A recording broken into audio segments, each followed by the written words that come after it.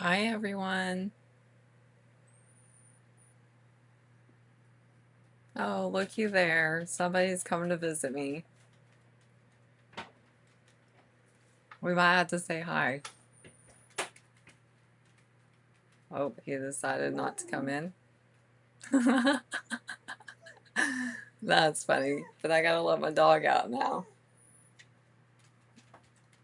You're okay. Sorry. How was everybody today? It's like I came to a quiet place and uh and somehow, it's never quiet, but it's fine.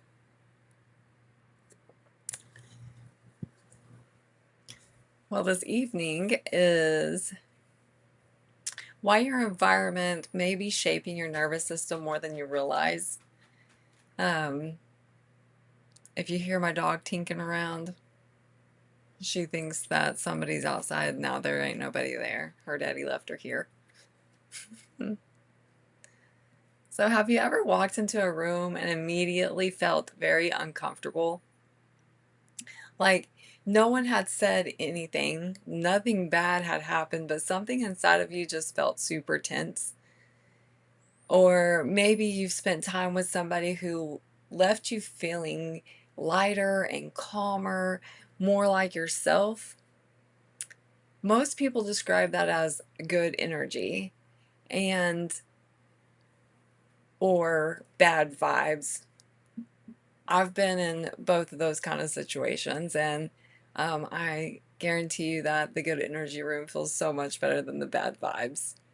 But what if there's something much, much deeper happening? So, welcome to Surviving to Thriving. I'm Amy Booth, and my mission is simply helping people understand themselves so they can intentionally move from surviving to thriving.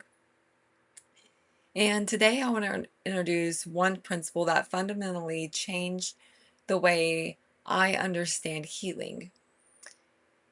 Your environment may be shaping your nervous system for more than you realize. And once you understand this, you begin seeing yourself differently. And your nervous system has one primary job.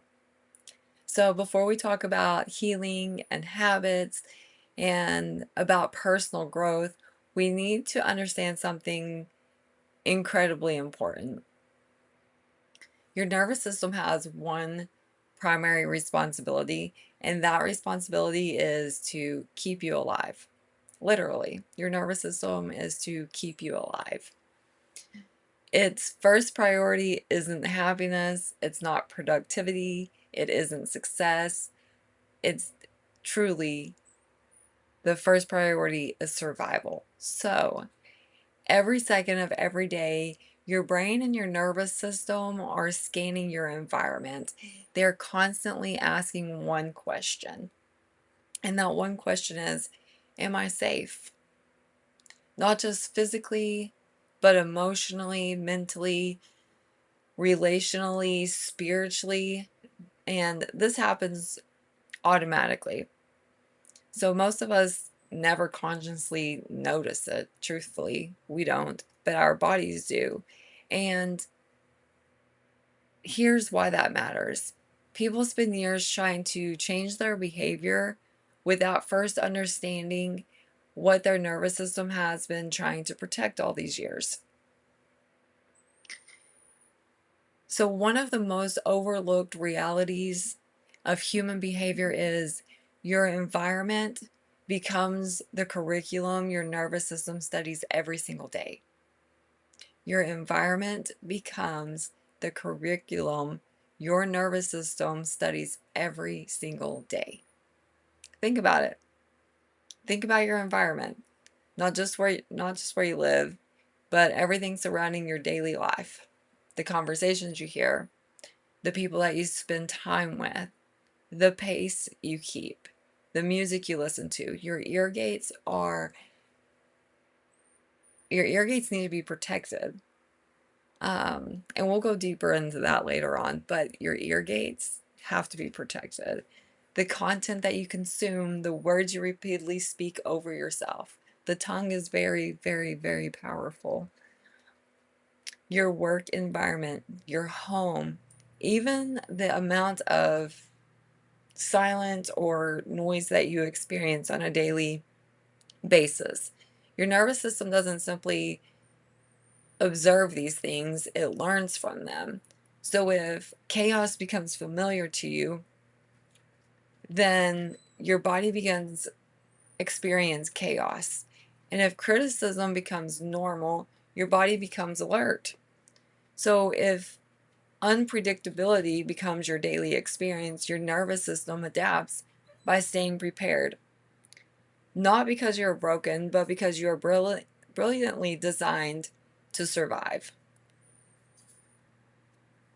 Truthfully. And yes, I have a paralyzed vocal cord, so you gotta enjoy watching me drink some water.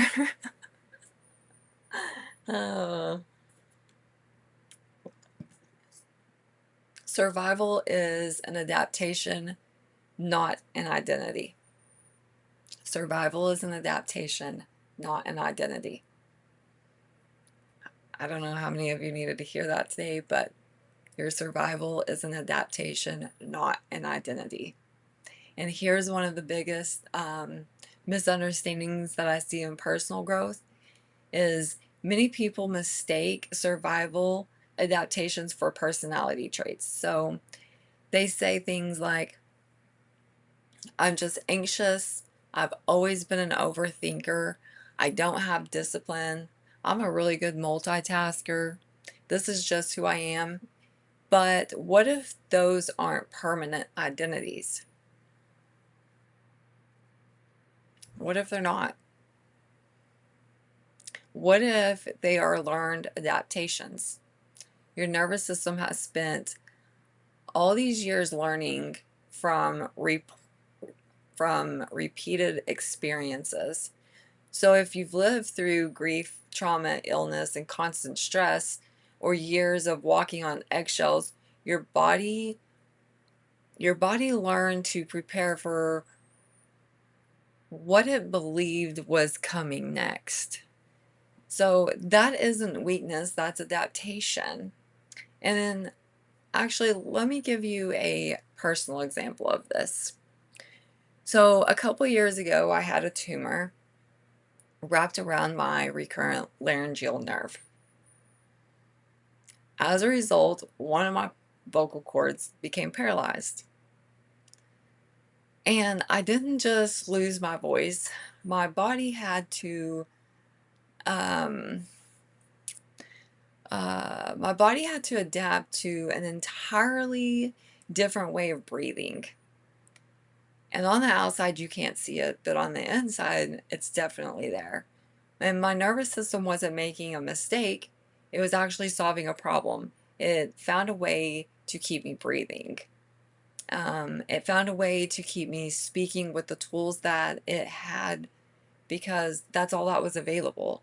So my body learned this new way of breathing because how I would normally breathe wasn't working because the tumor was closing it off. Um, and there was a whole, like, I had to sleep sitting upright for a very long time until I was able to have surgery. And even after I had surgery, my body was still stuck in surviving because my nervous system thought it was still in danger. So here's what fascinated me. Once the danger had passed and the tumor was removed, my body didn't automatically return to its original pattern. It kept using the survival strategy it had learned. So in therapy, I haven't simply been working on a vocal cord. Like, there's nothing I can do for my vocal cord. It is paralyzed. There is nothing I can do to help that, but there are other ways around it to help me be able to breathe appropriately again. So I've been retraining an entire breathing pattern. So I've had to practice diaphragmatic breathing. I've done lots of breath work. I've done tongue mobility. I've done jaw releases, neck mobility, because all of these muscles work together as one system. And what I've learned surprised me. Healing wasn't simply about fixing one muscle. It was about teaching my body a whole new pattern. And that's made me wonder, if my body could adapt because of a physical injury, how many other ways had my nervous system adapted over the years? Not just physically, but emotionally and mentally and spiritually. That question completely changed the way that I viewed healing.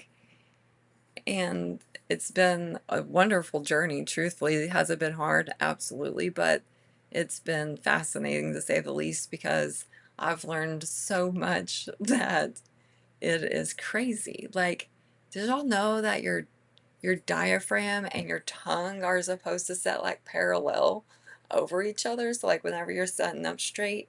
And I was like, that is the craziest thing. So then I went down that rabbit hole, but that's for a whole different life. Oh, so your healing begins with what you practice. So I've, in the last 2 years, have had to retrain myself how to speak again, and I've had to retrain myself how to breathe appropriately again. And it's not just been one thing. Like, I don't go to therapy once a week and that's all I do. Like, I have to go to therapy once a week, and I have to come home for the next 7 days, do all my therapies at home, and then go back and hope that I've made progress. And I've had great progress. And this therapy that I'm doing now is myofunctional slash myofascial release therapy. And the lady is amazing.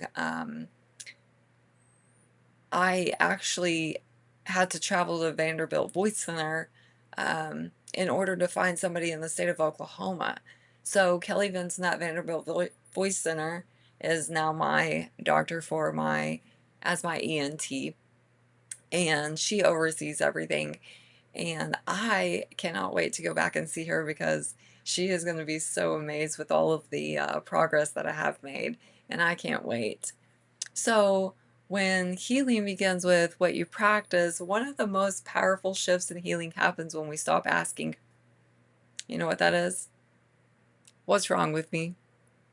And begin asking, what has my nervous system been practicing? And the question just changes everything, because it moves us from shame or guilt to curiosity. Because I have lived with shame and guilt because of all of my used to be failures, I would call them. But truthfully, God was preparing me for something that I didn't see. And that's why we're here today. So, because it moves us from shame to curiosity, walking wasn't just an exercise. You know, we talked about that yesterday. It became a repeated experience of safety. So every time that I would get up and walk, that first time was filled with fear. But then each time that I went to go on a walk, it was like, this walk's going to help me be able to go shopping at Walmart again by myself and not fear that something bad is going to happen to me, that I'm going to have to call my husband to come and rescue me. Or I could go shopping with my kids or something, because truthfully, I didn't get to go prom dress shopping with my daughter because I couldn't walk, and it broke me. And I, ever since then, like, was determined that I was going to be able to walk again, and I was going to regain my strength, because I never want my kids to feel like that I won't ever be able to travel with them or go spend time with them, because man, that was a hard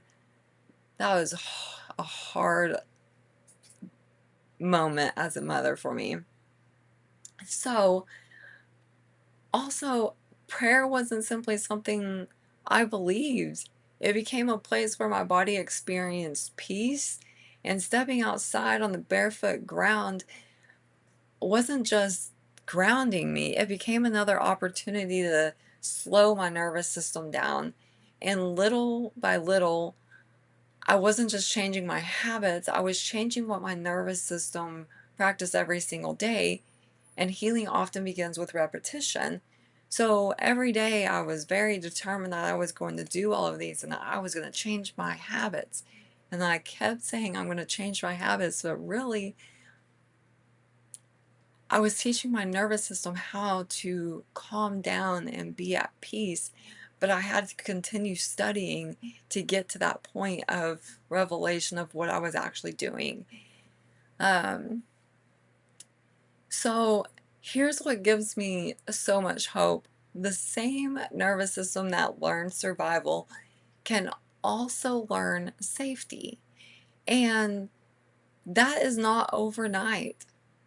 That's not by pretending painful things never happened, but through small, consistent, intentional experiences, one deep breath, one healthy boundary every day, one quiet morning, one walk, one prayer, one moment of gratitude.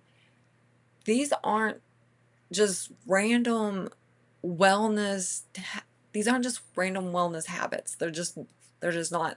They are very intentional experiences that begin teaching your nervous system a whole different pattern.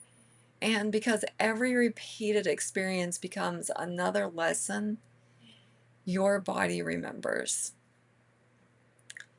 So this is exactly why the first pillar of surviving the thriving method is regulate. We have to regulate because regulation isn't the destination.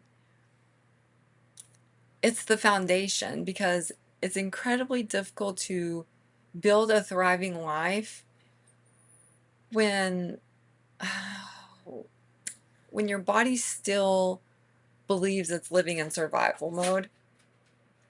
So when we begin calming our body, grounding ourselves, we create the space to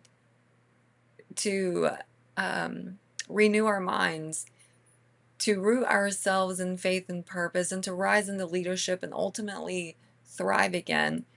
Because this is everything begins here. Like, this is where you have to start to be able to thrive again. And before we finish, I want to leave you with a simple exercise, and I call it the environment audit. Like, ask yourself repeatedly this. Ask yourself these questions on repeat until you find the answers. What am I repeatedly hearing? What am I repeatedly seeing? And what am I repeatedly practicing? And all of these are on a daily basis. What am I repeatedly hearing daily? What am I repeatedly seeing daily? Seeing as in, what are you watching on TV? Simple as that. Like, what are you watching on TV? Because your eye gates and your ear gates are massive, and they need to be filled with peace and calmness. And instead of watching TV, listen to an audiobook. What are you repeatedly practicing on a daily basis?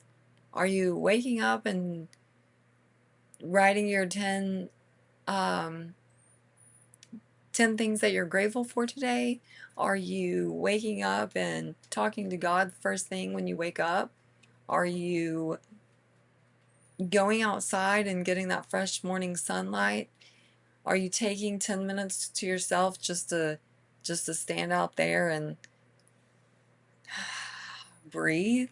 Like, what are you practicing daily? And I say this because it is very important, because it wasn't until I started these 2 years ago that at that time I had no idea. I wrote, I don't know, on my paper, truthfully. And that's okay, because you don't have to figure it out today, but the more you think about it, I feel like the easier it becomes to actually write truthful answers on the paper. So, because if you begin changing what you repeatedly practice, you begin changing what your nervous system repeatedly expects. So small changes repeated consistently lead to profound transformation. So small changes repeated consistently lead to profound transformation. So I want to leave you with one final question this evening.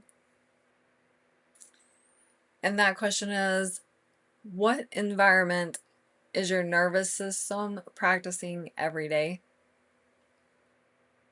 It's not just the places you live, it's not just the conversations, it's the thoughts, the habits, the people, the pace.